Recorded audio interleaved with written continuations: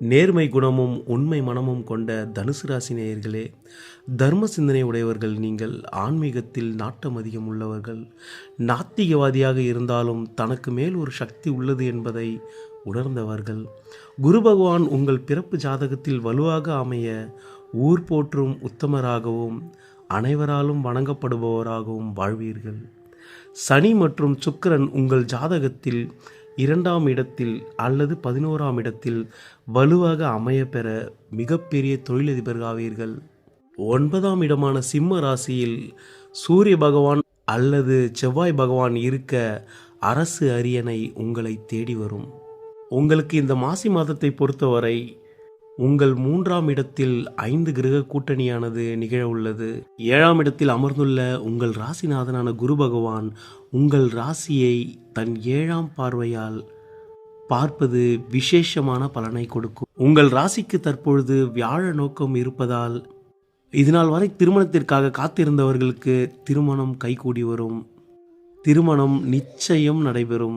உங்களுக்கு 3ஆம் இடமான காரியஸ்தானத்தில் கரும்பாம்பு எனப்படும் ராகு பகவான் அமர்ந்திருப்பது ராஜயோகத்தை ஏற்படுத்தும். ஆன்லைன் மற்றும் லாட்டரி யோகம் உங்களுக்கு கிடைப்பதற்கான வாய்ப்புகள் அதிகமாக உள்ளது.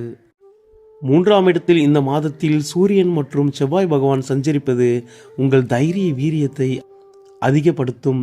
எடுத்த முயற்சிகள் அனைத்திலும் வெற்றியை பெறுவீர்கள். வேலையில் உள்ளவர்களுக்கு மட்டும் சில எதிர்மறை பலன்கள் ஏற்படும். சனி பகவானின் பார்வை வேலையை குறிக்கும் 6ஆம் இடம் மற்றும் தொழிலை குறிக்கும் 10ஆம் இடத்தில் விழுவதால் வேலையில் தடைகள் ஏற்பட்டு விலகும். ஆத்மகாரகரான சூரிய பகவான் இம்மாதம் ராகுவால் கிரகண தோஷம் அடைகிறார்.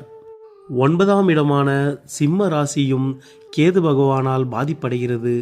எனவே தந்தையாரின் உடல்நிலையில் மிகுந்த கவனம் செலுத்துங்கள். குருவின் பார்வை இந்த மாதம் முழுவதும் உங்கள் ராசிக்கு கிடைப்பதால் முன்னேற்ற பலன்களே ஏற்படும்.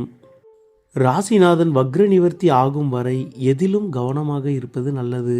பெரிய முதலீடுகளை மேற்கொள்ளாதீர்கள். நவகிரகங்களில் 6 கிரகங்கள் இந்த மாதம் குருவின் பார்வையிலும் குருவின் வீட்டிலும் அமர்ந்துள்ளன. எனவே அனைத்திலும் நேர்மறையான